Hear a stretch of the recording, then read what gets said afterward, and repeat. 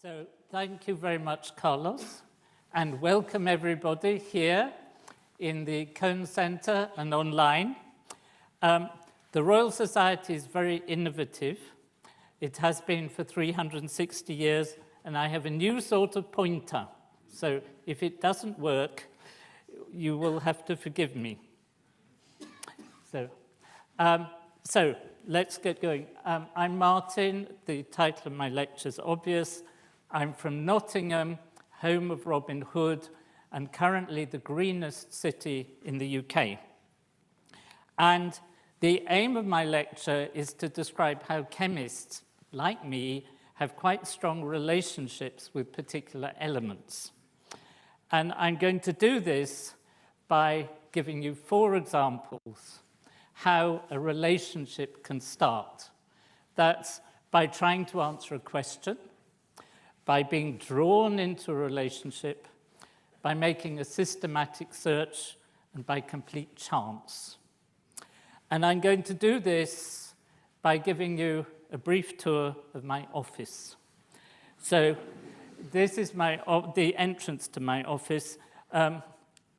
So ignore the bottles up here for the moment and just focus on this periodic table there. And this periodic table, which was devised for last year's International Year of the Periodic Table by the European Chemical Society under the leadership of my friend David Hamilton, and it shows the abundance of the different elements on the planet, but it also shows the number of elements in a normal mobile phone or smartphone. There are about 31. Now, I could have cheated and say, I love my phone, therefore I've got a third of the periodic table in my pocket. But my feeling is that most people who are obsessed with their phones are not obsessed with them because of the number of elements, any more than people love their partners because their partner's body contains 22 elements. So you can see a mobile phone is chemically much more complicated than a human being. But I'm going to give you much more specific examples. And my first example is by trying to answer a question, and it involves 2 elements, iron, Fe, and argon. Now, when many people go into my office, the first thing that they see is this box or these boxes, and they get a bit surprised by seeing these in a chemistry professor's office. But I teach chemistry, and I use dog toys as molecular models. And if you look, there is one here, a sort of yellow one, which I've got here. It's called an air dog squeaker. And it has the same shape as this molecule here, iron pentacarbonyl. You can see it's got iron in the middle and 5 groups, but it has the advantage compared to the molecule that it squeaks. And this really quite excites the students when I talk to them. I should say that chemists are rather coy in ever showing you chemicals, so I'm trying to show you a few. And this is iron pentacarbonyl, sorry. Iron pentacarbonyl, which is a sort of orange liquid. And so this molecule, FeCO5 compound, was part of my PhD with Jim Turner, who I'm delighted to say is in the audience here. And so Jim posed me quite an interesting question, which was, if one of these CO groups fell off the molecule, what shape would the bit that was left take? So would it be sort of tetrahedral shape, or this funny shape here, or a square one? And the question is how you can find out. But Seb, just come and give this to the audience so they can have a play with it.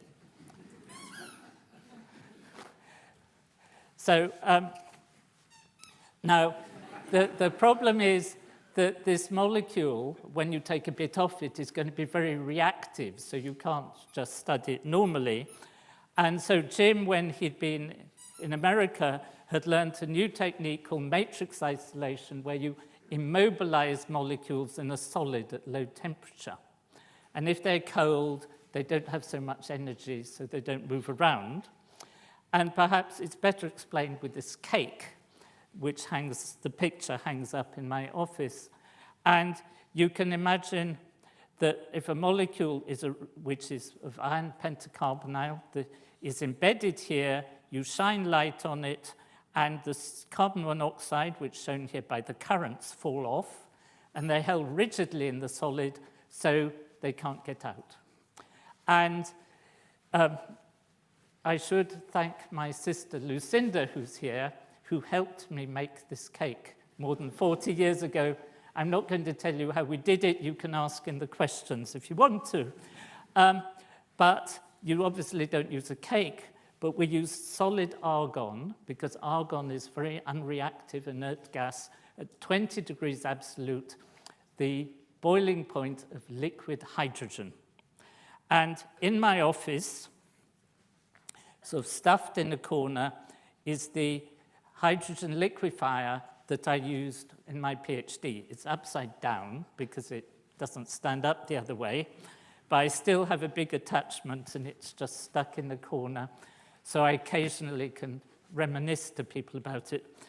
And this is what the apparatus looked like in 1970 when Jim proudly gave a lecture to the Undergraduate Chemical Society, and I wheeled the apparatus in to show them. Now, in those days, we didn't have cameras and take pictures all the time, so I don't have a picture of the matrix of iron carbonyl, but I do have a picture of chromium compound, and you can see it has this rather nice purple color, and this, though you may not think it, is at 20 degrees absolute. There's no scale, but this is about the size of a ring pull on a drinks can.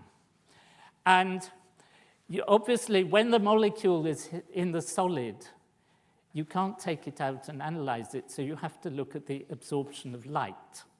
And in particular, we use the absorption of infrared light, which is absorbed by the vibrations of molecules, vibration of bonds.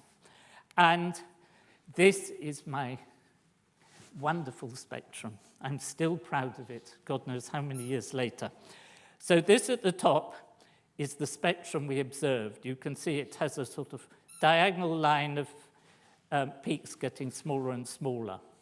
Each thing pointing down shows the absorption of infrared light, and underneath are two spectra calculated using very primitive computer program for different shapes of molecules. And you can see this one down here is not very good. Instead of having the diagonal line, it just has two peaks that are big.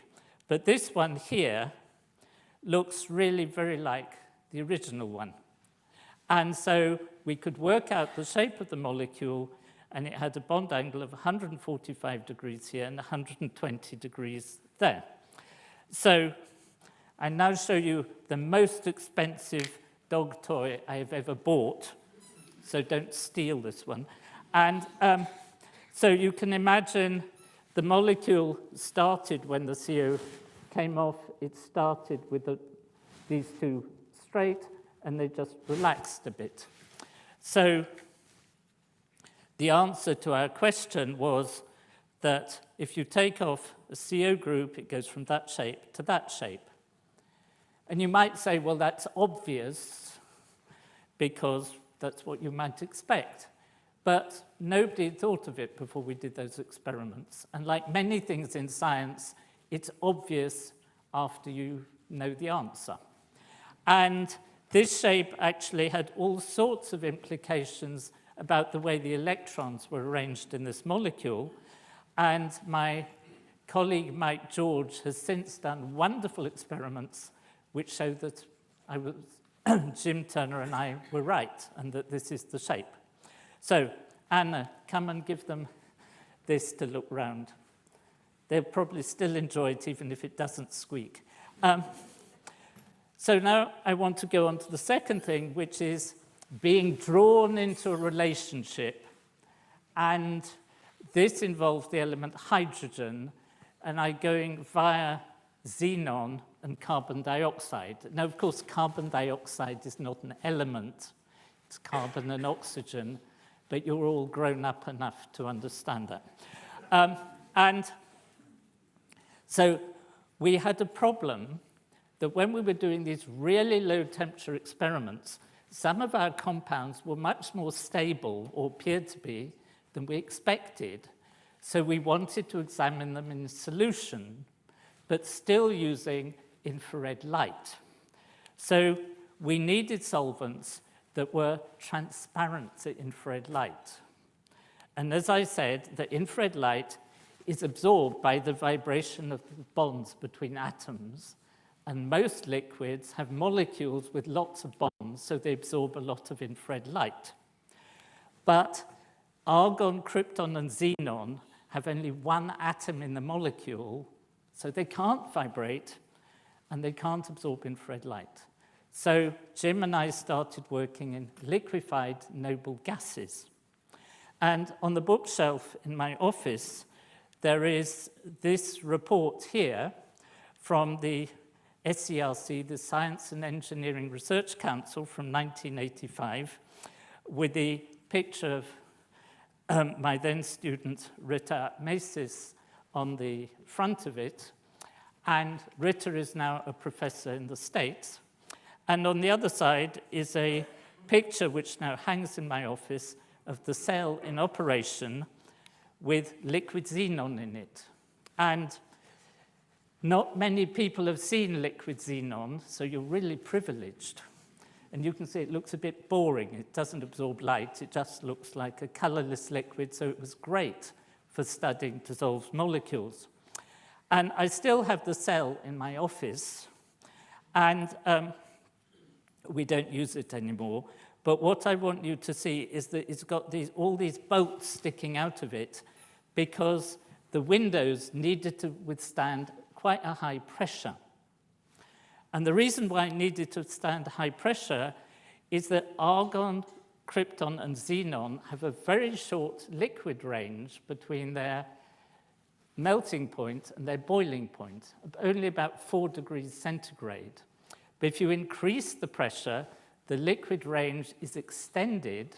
So eventually, at about 20 atmospheres, they all overlap. So you can go from nearly minus 200 degrees up to about just above minus 40 degrees, which was the maximum temperature that our cells could, and maximum pressure that our cells could withstand. Any higher, and pipes started bursting, which was very expensive because xenon is an expensive gas. So some of our molecules were still stable, and we wanted to go to even higher temperatures. And so we needed higher pressures. But you cannot go on increasing the liquid range of something just by increasing the pressure. You can understand this with a diagram like this, which is called a phase diagram. So you have gas here and liquid, and as you heat, the boiling, there's pressure along here and temperature up here. As you heat, the boiling point goes up, but then suddenly it stops. And this is quite an exciting effect. I shall try and show you this on a video if the Royal Society computer works. So, So imagine you're heating a cell with a gas and a liquid, and it starts boiling, and material goes from the liquid phase into the gas phase. So the pressure here and the density goes up, and the liquid expands, so the interface disappears eventually. And you have a highly compressed gas. And then when you cool it down, you get this storm effect. And I think the first time I saw this, I fell in love. And I used to have the apparatus to demonstrate this in my office. There's now so much junk in the office, there isn't room.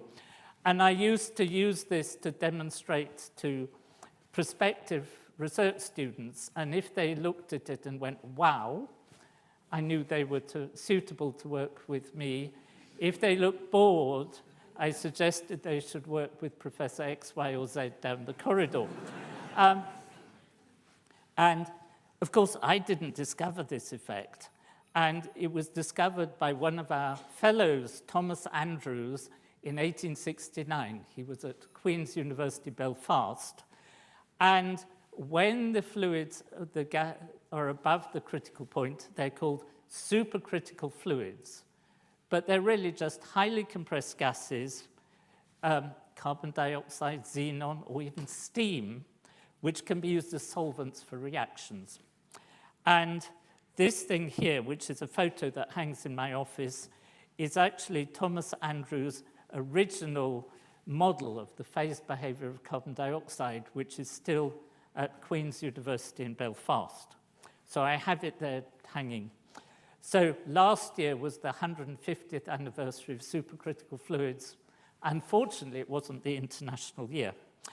But I worked with my then student Steve Howdle, and we designed a cell which would withstand the high pressures so we could do reactions in supercritical fluids. And because we were using infrared spectroscopy, we went on using xenon. I'll tell you what happened to Steve in a minute. And one of the things we realized was that supercritical fluids would give real advantages in reactions with hydrogen. So usually, hydrogen is not very soluble in liquids, and you have to mix them really hard to get the hydrogen into the liquid. The supercritical fluid is a gas, so hydrogen's a gas, and they mix completely. So this slide was originally designed for primary school children because you can see blue and yellow mix and give green. So what this means in supercritical fluids, you can have really high concentrations of dissolved hydrogen. And Steve and I used this to make this rather strange compound, CP manganese dicarbonyl dihydrogen, which was the first dihydrogen compound of manganese. You can ask, why did we want to make this? Well, nobody had made such a compound before, and chemists are expected to make new compounds. And then, of course, we made this in a really tiny scale, and we wanted to make enough of the compound so we could see. So with our then student James Bannister, we designed a flow system so you could flow the gas over the starting material so it would dissolve, then used various spectrometers to make sure the reaction was going okay, and then precipitate out the product just by expanding the gas. And here is a very miserable amount of this compound. You could ask, why have I shown you such a dreadful photograph, such a miserable amount? The answer is this is the only new compound that I've ever made, or rather my research group has ever made, so I felt really proud of it. And then my research really quite changed with the invention of a new discipline called green chemistry. And green chemistry is quite a simple idea. It is devising cleaner, environmentally more acceptable ways of making chemicals and materials. And the aim of the green chemistry is to do something in the lab and transfer it into industry. And one of the things that are used a lot in the chemical industry are solvents, which are often toxic, and carbon dioxide, for example, is relatively innocuous. You breathe it in and out, you drink it in beer. So because we're working in supercritical fluids, we were in a good position to start working this area. And then a really strange thing happened. An article was written about supercritical fluids, including our work, in the journal New Scientist in the summer of 1994, under the title, "Solvents Get the Big Squeeze." I was a bit disappointed by the article. Didn't make enough about our research, you see. It had other people's research as well. And, but then, about 2 or 3 months later, quite late at night, I got a phone call at home from this gentleman here, Thomas Swan, who's now sadly died, who at that time was the owner of Thomas Swan & Co., which was the second largest private chemical company in the UK. And he phoned me up and said he wanted to collaborate making chemicals in supercritical fluids. This is like a dream for an academic, to be phoned by somebody who wants to work with you. And so we worked together on a reaction called hydrogenation, adding hydrogen to organic compounds. And so the idea is that you have the substrate, which is the thing you want to react, and hydrogen, which is mixed with supercritical CO2 with a little mixer. It is passed through a reactor that contains catalyst. Reactant turns to product, and here you release the pressure, the product goes that way, and the CO2 goes that way. And here is my former postdoc, Pete Licence, in the lab with here's the mixer, there's the reactor, and the product comes out at the end. So the reactor's quite small, and I brought a double-sized reactor in the hope that you might actually be able to see it. And it's just an empty tube. You can see if I take a Royal Society pencil, it just falls through it. And the tube contains the catalyst. This one does make quite a nice noise, but I won't pass it round because it's a bit boring. And so we did the experiments in the lab, and then we scaled it up to build a full-scale chemical plant of 1,000 tons a year. And you can see here is the reactor, and there's a worker here just to give you a scale. And on the wall of my, here, this is the first bottle of product. You can see here, it says batch 1. For those of you who are interested, this one here, the starting material, is called isoferrone, and the product has a really unromantic name. It's called TMCH, trimethylcyclohexanone. And I was given this first bottle of product, and I sat in my office admiring this bottle all morning. And then a student came and said it was needed in the lab. And I've never seen it since. But on the wall of my office, there is an invitation to the grand opening of the plant. It's been in the sunlight, so my name has nearly been completely faded by the sunlight. And unfortunately, I couldn't go to the grand opening because it was the same day as the admission ceremony where I was admitted to the Royal Society on the stage. So my postdoc, Pete Licence, went to the opening and demonstrated supercritical fluids to the then Science Minister, Lord Sainsbury.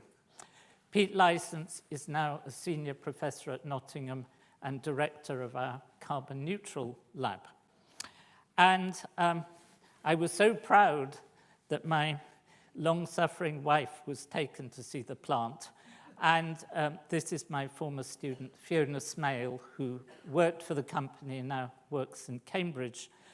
And I should say that, that I'm quite sad that Janet has injured her foot, so she can't be here today.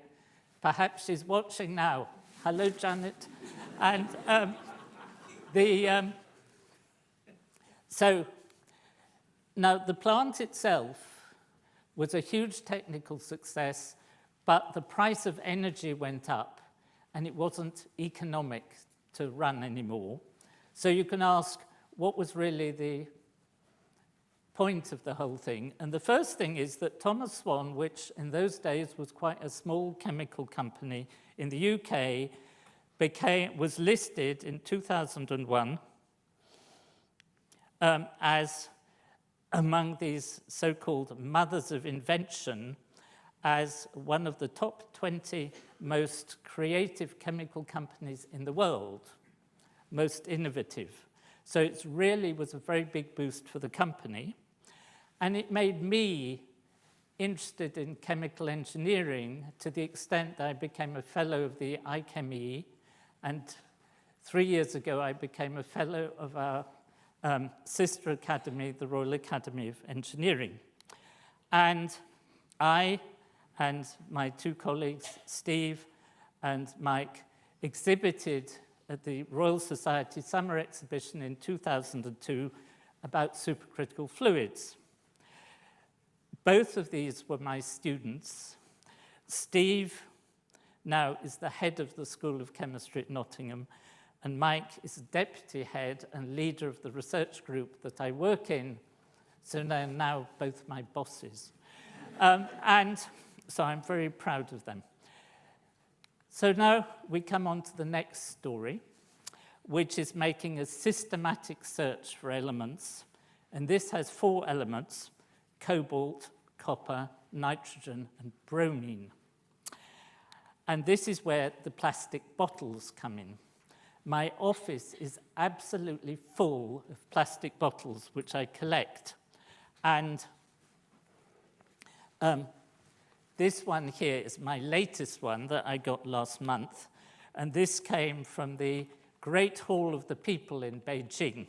You can see I photographed it there before I drank the water. And the reason that I'm interested in these bottles is obvious if you look at the bottom of the bottle, and all of them have this recycling sign here saying PET, and the T is terephthalic or terephthalate, which is derived from terephthalic acid, which is this molecule here. And terephthalic acid is made in huge quantities across the world, and it's made from a starting material called paraxylene, and the reaction is carried out in this molecule here, which is acetic acid, or some of you who are younger may call it ethanoic acid, which is the principal component of vinegar. And it has a catalyst with manganese and cobalt, and this is done on a big scale. Nowadays, 500,000 tons a year plant is considered quite small, but it's often energy intensive. You have to put in quite a lot of energy to get the reaction to go. And the main drawback is that the terephthalic acid is insoluble in the acetic acid. It precipitates in an impure form, and half this giant chemical factory is needed to purify it. So in collaboration with ICI, the then company ICI, we came up with the idea that perhaps we could do the reaction in supercritical water. This is water at very high temperature, 374 degrees centigrade, 218 atmospheres. These are temperatures and pressures where you begin to think you have to work carefully in the lab. And the interesting thing is that many of you will know that water has hydrogen bonds between the molecules. And as you heat it up, these bonds begin to break. And so by about 300 degrees, water becomes much more like an organic solvent. Organic compounds will dissolve, but oxygen will also dissolve in supercritical water, just in the same way that hydrogen dissolves in supercritical CO2. So the question was, could we use this to make terephthalic acid? So the vision was that if we took the reaction with paraxylene, oxygen, making terephthalic acid and water, we would have no organic solvents and a so-called homogeneous reaction. That means everything would be dissolved right the way through the reaction until the end.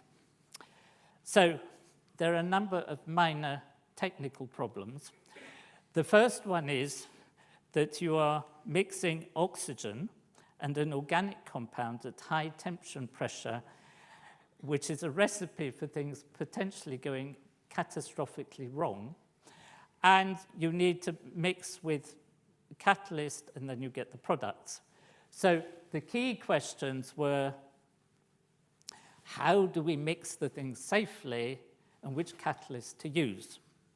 So if you just look at the table in the middle of my office, which is a terrible mess, there is this object here, which is shown there, which is one of our reactors, and the student in question forgot to put in the thermocouple that controlled the heater, and the aluminium block melted somewhat above 600 degrees centigrade, and the liquid aluminium flowed down to the bottom.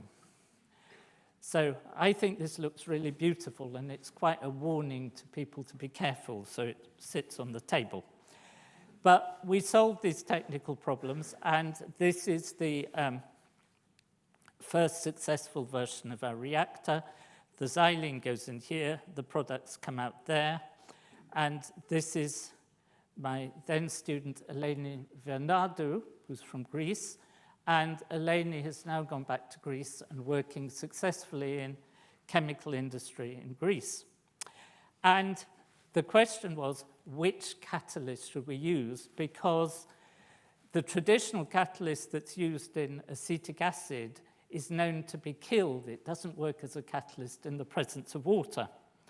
So rather unimaginatively, we went right through the periodic table, or most of it, and the elements in green turned out to be the ones that were best. This was a mixture of cobalt, copper, ammonium ion. I know ammonium is not an element, but it looked nice putting it there. And bromide. And if you use these four, you get very good reaction, efficient reaction in supercritical water. So you can see that when the terephthalic acid, when things are not quite right, it comes out looking like bran flakes. And then as you get things right, it comes out as a purer white color. And we got really quite good results at the end. This was an immensely long project. It lasted from 1995 to 2018, which is 23 years, nearly half my independent scientific career, involved a whole series of people in Nottingham, the ones in green, and in the company Invista Performance Technologies. ICI, well, the team worked for a company that changed its name 5 times during this project, and this is the final name. Now, the lab work at Nottingham and at Invista went very well, but then it was decided there wasn't a big enough commercial case to build the next size of pilot plant. So at this stage, the project finished and isn't being taken forward. But there were all sorts of things that were successful, and I've just highlighted 2. First of all, Duncan Housley, who's long-time employee of Invista, got a PhD part-time working with me in Nottingham while at the company. And my colleague in Nottingham Chemical Engineering, Ed Lester, spun out some of the technology into a company called Promethean Particles, which you may be able to read up here, is now describes itself as the world's largest continuous multi-material nanoparticle manufacturing plant. And it's in Nottingham using supercritical water. So I feel very proud that Ed has taken this forward. And you can read about it on their website. So now we come on to elements by complete chance. So in Carlos's introduction, he didn't mention that in 2011, I was elected Foreign Secretary and Vice President of this society. And if you don't know what the Foreign Secretary does, there is a mission statement in the 1663 Charter. And it says, to enjoy mutual intelligence and affairs with all manner of strangers and foreigners. So this is what I did for 5 years. And in effect, I was an ambassador for UK science, and, importantly in this case, I did all sorts of odd jobs representing the Royal Society at different events.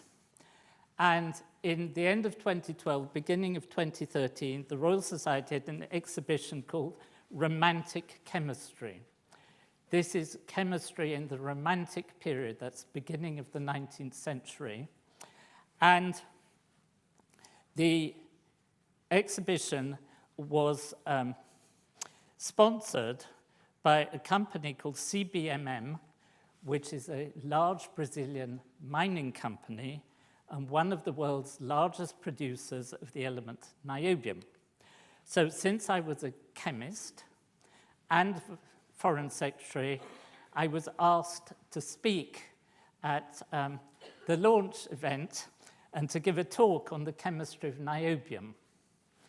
Now, there was only one problem. I knew nothing about the chemistry of niobium. But my father used to say that our family motto is, it is better to be lucky than efficient. And in this case, I was extremely lucky because I was corresponding with a Chinese student who wanted to do a PhD with me, whose email address was similar to niobium34@gmail. I should say, because of data protection, I have changed this email address slightly, so there's no point trying to email him. Anyway, I asked him why he was called niobium. He had this email address, and he said because he really loved niobium. And so he told me some basic facts about the chemistry.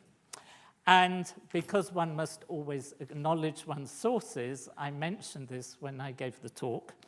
And the talk was a great success.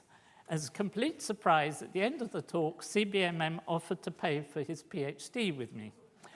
And he then decided that he wanted to take a higher paid PhD in Italy, but CBM very generously said they would fund another Chinese student, whom we found, and the one we found was called Jing Jin.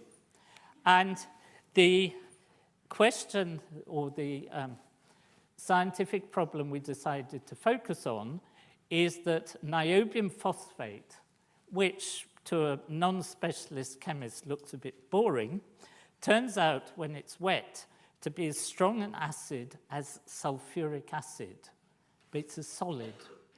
So the question was, could we use niobium phosphate as a greener acid catalyst? And together with Mike George and Jing Jin, we published 3 papers to show that this was, indeed, we could do quite interesting reactions. I won't go through the details. And here is niobium phosphate on the front cover of the journal Green Chemistry. And so the CBMM were very pleased. So Jing Jin was a joint student with Mike and me, but Mike didn't want to go to the mine in Brazil, so I had the chance of going to the mine in Brazil. And here you can see I was really surprised. I expected the mine to be really dirty and so on, and instead it was green, even had a zoo. So you can see here is Jing Jin and me. They wanted me to wear a hat for the photo, so I looked even funnier. And so now in my office, I have several souvenirs of niobium. I have a medal, which I didn't win, but I was just given the medal, which has a picture of Charles Hatchett, who was the romantic chemist that discovered the element niobium, and this is made out of niobium. And here, under the blackboard, or whiteboard rather, in my office, there is a sample of the ore from the mine. Niobium itself ores are colorless, but it has an iron oxide, so rust impurity, which is there. And over here, there are some bits of metal, which is so-called ferroniobium, which is a mixture of iron and niobium, and which is used for making cars or strengthening cars. And so at this point, I was going to do a demonstration, but I can't. Well, I was going to be given some paper by the Royal Society, who forgot to, so I will have to sacrifice a piece of paper. And so if you take a piece of paper, it's pretty strong when you pull it. But if it has a small flaw, like a tear, then if you pull it, it immediately comes apart. Don't worry, you can stick them together again. And but the steel that you use for your car, to build cars, is made out of so-called grains, or small crystallites that have boundaries between them, which are, the boundaries are a sort of source of weakness. If you add a little bit of niobium to the steel, it accumulates in the grain boundaries and stops the cracks spreading, making the steel much stronger. And at Arashad, where the mine was, they had this fantastic car body where it showed with the different colors the amount of niobium in the steel, because you don't need the whole car to be equally strong. You want it to collapse at the back if somebody hits you, so you're not injured so badly. But you want the roof to be really strong so it doesn't collapse if it turns upside down. And so I thought this was really nice. I never thought about how you made steel for cars. And by putting in 200 grams of niobium, you can save 100 kilos in the weight of an average car. And so that, if you think about the amount of petrol and emissions that is over the years, that's a huge amount. So now, this really brings me to the end. When I was looking at the booklet about the romantic chemistry, I discovered or remembered that I had, as Foreign Secretary, I'd had to write the introduction. And I've decided that this bit of the introduction here that's in yellow is quite a good summary of my lecture. So I'm going to read it to you. And so it says, long before today's mass media, that's the romantic chemists who discovered these elements, were almost stars, as witnessed, for example, by the popularity of Davies' lectures at the Royal Institution. It's sad that so many modern scientists are shy of performing to the general public. Communicating with the public is part of our scientific heritage, not an activity always to be delegated conveniently to professional communicators. But at the same time, modern scientists must be humble. They sometimes do not understand social media and can come across as pompous and boring.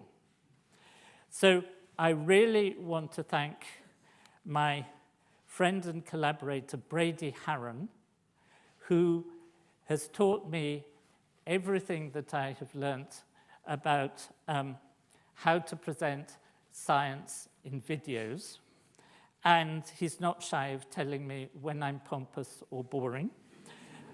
I should say that my son, who is sitting in the front row, gave me a birthday card in 1991 when I became a professor, which said, don't be pompous like other profs.